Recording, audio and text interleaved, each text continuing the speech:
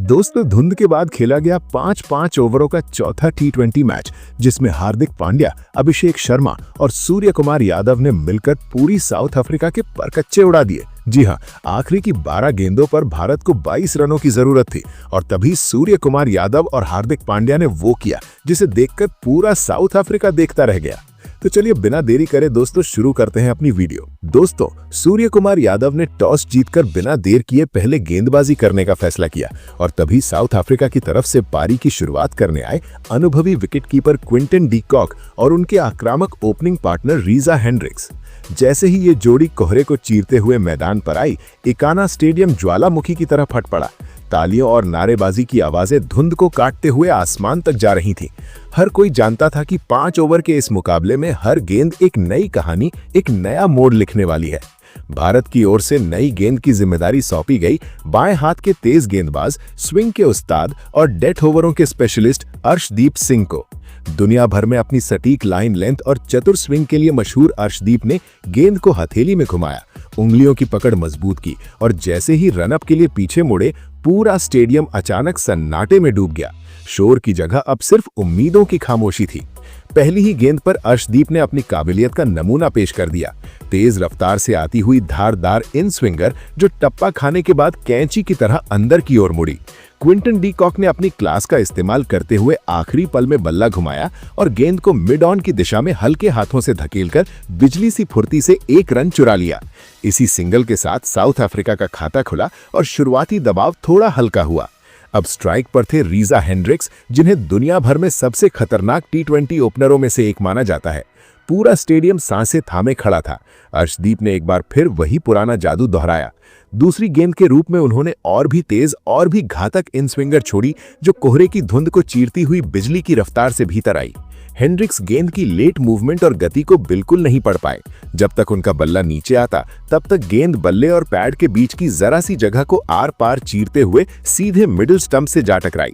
गिल्लियां हवा में कलाबाजी खाती हुई दूर जा गिरी और रीजा हेंड्रिक्स पहली ही गेंद पर बिना खाता खोले क्लीन बोल्ड हो गए।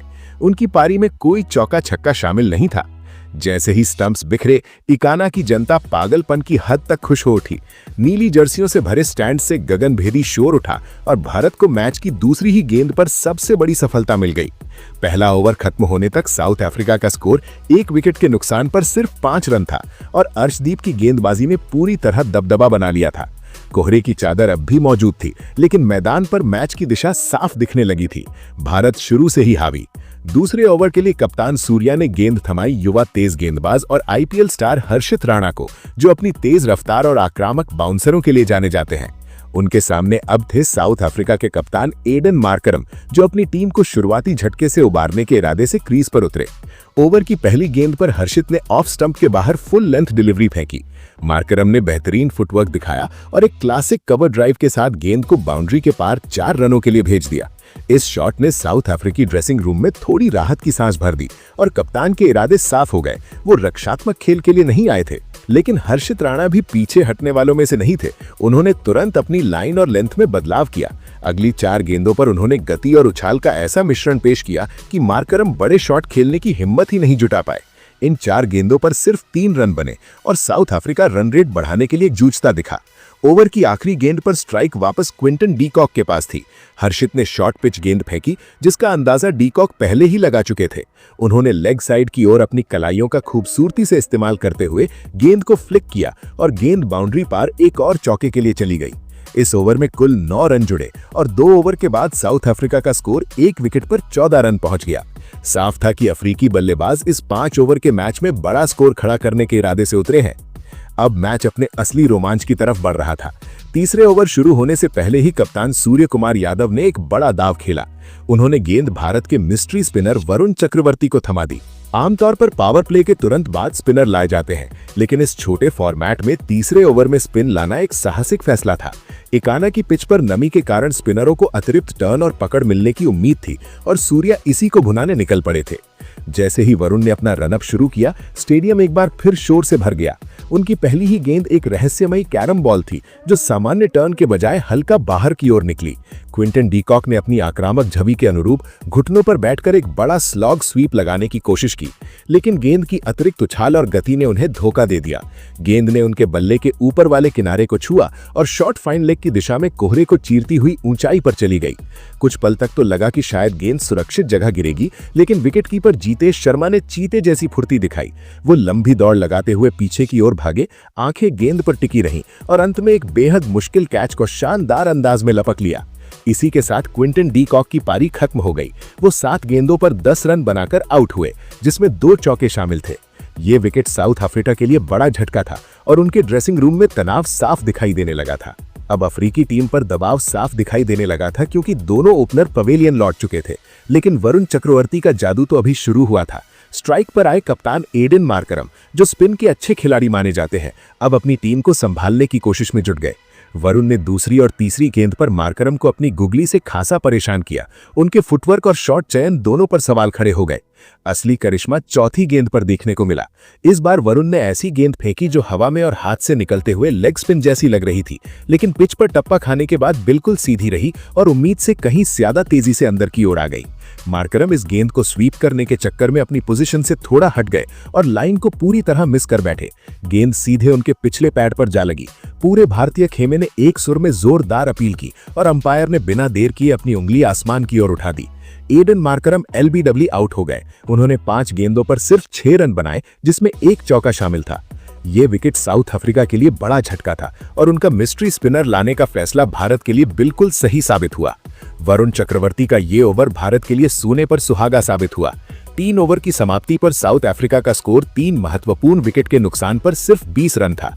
मैच धीरे धीरे भारत की मुट्ठी में आता दिखने लगा और स्टैंड्स में बैठे भारतीय फैंस की उम्मीदें 7वें आसमान पर पहुंच गईं। चौथा ओवर संभालने आए अनुभवी ऑलराउंडर हार्दिक पांड्या। उनके सामने क्रीज पर मौजूद थे साउथ अफ्रीका के सबसे आक्रामक बल्लेबाजों में से एक डोनोविन फेरेरा। टीम को तेज रन चाहिए थे और फेरेरा ने आते ही इरादे साफ कर दिए। ओवर की दूसरी गेंद पर हार्दिक ने गति का शानदार इस्तेमाल किया और लॉन्ग ऑन के ऊपर से एक गगनचुंबी छक्का जड़ दिया। गेंद कोहरे के बीच से निकलकर सीधे स्टैंड्स में गुम हो गई। अगली गेंद थोड़ी बाहर पड़ी, जिस पर फेरेरा ने कवर की दिशा में जोरदार शॉट खेलते हुए चौका ठोक दिया। अब भारतीय खेमे के माथे पर चिंता की लकीरें साफ दिखने लगी थीं। हार्दिक ने ओवर में वापसी की कोशिश की, लेकिन डोनोविन फेरेरा का बल्ला रुकने को तैयार नहीं था। ओवर की आखिरी गेंद पर उन्होंने मिड विकेट के ऊपर से एक और शानदार छक्का उड़ा दिया और इस ओवर में अकेले 18 रन बटोर लिए। 4 ओवर की समाप्ति के बाद साउथ अफ्रीका का स्कोर 3 विकेट के नुकसान पर 38 रन पहुंच चुका था और अचानक से मुकाबला फिर से रोमांचक हो उठा। अब आखिरी ओवर में अच्छे रन जुड़ते तो भारत के सामने दबाव बन सकता था। 5वां और अंतिम ओवर लेकर आए दुनिया के बेहतरीन चाइनामैन स्पिनरों में से एक कुलदीप यादव। सामने थे तूफानी अंदाज में खेल रहे डोनोविन फेरेरा। कुलदीप ने पहली ही गेंद पर अपनी गुगली से डोनोविन फेरेरा को जोरदार तरीके से चौका दिया। बल्ला घूम गया, लेकिन रन नहीं निकला। अब फेरेरा बुरी तरह रन के लिए छटपटा रहे थे। दूसरी गेंद पर उन्होंने फिर से हवा में बड़ा शॉट खेलने की कोशिश की। इस बार गेंद बल्ले के निचले हिस्से पर लगी और जितनी दूर भेजना चाहते थे उतनी दूरी तय न कर सकी। लॉन्ग ऑफ की बाउंड्री पर खड़े कप्तान सूर्य कुमार यादव ने पीछे की ओर दौड़ लगाई। आंखें गेंद पर टिकी रहीं और अंत में शानदार रनिंग कैच पकड़कर फेरेरा की पारी का अंत कर दिया। डोनोविन फेरेरा 13 गेंदों पर 27 रन बनाकर आउट हुए, जिसमें 1 चौका और 3 छक्के शामिल थे। ये विकेट साउथ अफ्रीका के लिए बड़ा झटका था, क्योंकि साउथ अफ्रीका के बड़े स्कोर की उम्मीद यहीं लगभग खत्म हो गई। अब आखिरी 3 गेंदों पर ट्रिस्टन स्टब्स और डेवॉल्ट ब्रेविस जैसे युवा बल्लेबाजों ने संयम दिखाया। उन्होंने जोखिम भरे शॉट्स के बजाय दौड़कर तेज रन लेने का फैसला किया और मिलकर 7 रन जोड़ दिए। इस तरह साउथ अफ्रीका ने अपने निर्धारित 5 ओवरों में 4 विकेट खोकर 45 रन का संघर्षपूर्ण स्कोर खड़ा किया। अब टीम इंडिया के सामने सीरीज जीतने के लिए 5 ओवर में 46 रन का लक्ष्य था। और अब भारत की ओर से ओपनिंग करने उतरे बाएं हाथ के विस्फोटक बल्लेबाज अभिषेक शर्मा और क्लासिक स्टाइल के धनी शुभमन गिल। साउथ अफ्रीका के लिए पहला ओवर संभालने आए तेज गेंदबाज लुंगी एनगिडी। स्ट्राइक पर थे अभिषेक और उन्होंने पहली ही गेंद पर एनगिडी का स्वागत मिड विकेट के ऊपर से एक शानदार छक्के के साथ किया। गेंद ने रात के आकाश को चीरते हुए स्टैंड्स में जगह बनाई और भारतीय डगआउट झूम उठा। दूसरी गेंद एनगिडी से वाइड हो गई और अगली गेंद पर अभिषेक ने कवर के ऊपर से करारा चौका जड़ दिया। गेंद फील्डरों के बीच से तीर की तरह निकल गई। चौथी कानूनी गेंद पर अभिषेक ने एक बार फिर अपनी ताकत दिखाई और लॉन्ग ऑन के ऊपर से एक और लंबा छक्का जड़ दिया। इस ओवर में अभिषेक ने अकेले 16 रन बटोर लिए और भारत को तूफानी शुरुआत दिला दी। एक ओवर के बाद भारत का स्कोर बिना किसी नुकसान के 16 रन था और लक्ष्य अब काफी करीब दिखने लगा था। दूसरे ओवर के लिए गेंदबाजी करने आए लंबे कद के ऑलराउंडर मार्को यानसेन। इस ओवर की शुरुआत शुभमन गिल ने स्ट्राइक पर रहते हुए की। गिल ने पहली ही गेंद पर आगे बढ़कर मिड ऑफ के ऊपर से एक शानदार चौका जड़ दिया। अगली गेंद पर उन्होंने बैकफुट पर जाकर एक बेहतरीन पंच खेला और एक और चौका बटोरा। भारतीय प्रशंसकों की खुशी दोगुनी हो गई, लेकिन यानसेन ने तीसरी गेंद पर जोरदार वापसी की। उन्होंने तेज बाउंसर डाली। गिल पुल शॉट खेलने के लिए तैयार हुए, लेकिन गेंद उनकी टाइमिंग से थोड़ा आगे निकल गई और शॉट फाइन लेग पर तैनात फील्डर के सीधे हाथों में चली गई। शुभमन गिल 4 गेंदों पर 8 रन बनाकर कैच आउट हो गए। उनकी पारी में 2 खूबसूरत चौके शामिल थे। 2 ओवर की समाप्ति पर भारत का स्कोर 1 विकेट के नुकसान पर 24 रन था। तीसरे ओवर में गेंदबाजी करने आए डोनोवन फरेरा, जो बल्ले के साथ साथ गेंद से भी कमाल दिखाने के लिए जाने जाते हैं। स्ट्राइक पर थे अभिषेक शर्मा। फरेरा ने पहली ही गेंद पर आर्म बॉल फेंकी, जो हल्का सा अंदर की ओर आई। अभिषेक इस वेरिएशन को समझ नहीं पाए और सीधा गेंदबाज के हाथों में आसान कैच दे बैठे। अभिषेक शर्मा 10 गेंदों पर 22 रन बनाकर कॉट एंड बोल्ड आउट हो गए। उनकी पारी में 1 चौका और 2 शानदार छक्के शामिल थे। ये विकेट गिरते ही थोड़ी देर के लिए भारतीय दर्शकों के चेहरे पर चिंता साफ दिखाई दी। अब मैदान पर उतरे भारतीय कप्तान सूर्य कुमार यादव और उनके साथ तिलक वर्मा। भारत को अब जीत के लिए 12 गेंदों पर 22 रन की जरूरत थी। लक्ष्य आसान भी था और खतरनाक भी, क्योंकि 1-2 विकेट और गिरते ही मैच का रुख बदल सकता था। चौथा ओवर संभालने आए एनरिच नॉर्टजिया, जो अपनी खतरनाक गति के लिए मशहूर है।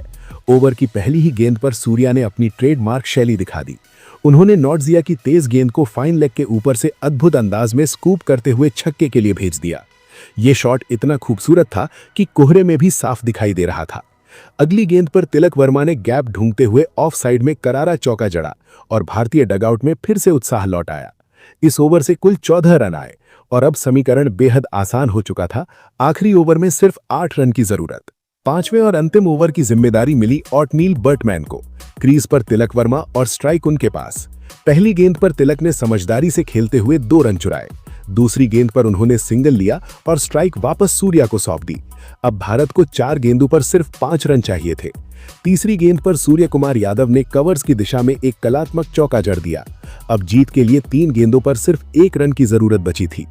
चौथी गेंद पर सूर्या ने पूरी शांति के साथ मिड ऑन की तरफ हल्के हाथों से शॉट खेला और तेजी से दौड़कर 1 रन पूरा किया। इसी के साथ भारत ने इस रोमांचक मुकाबले में 4.4 ओवर में सिर्फ 2 विकेट खोकर 46 रन बना लिए और लक्ष्य हासिल कर लिया। सूर्य कुमार यादव 5 गेंदों पर 13 रन बनाकर नाबाद रहे, जबकि तिलक वर्मा ने 6 गेंदों पर 9 रन बनाकर नाबाद पारी खेली।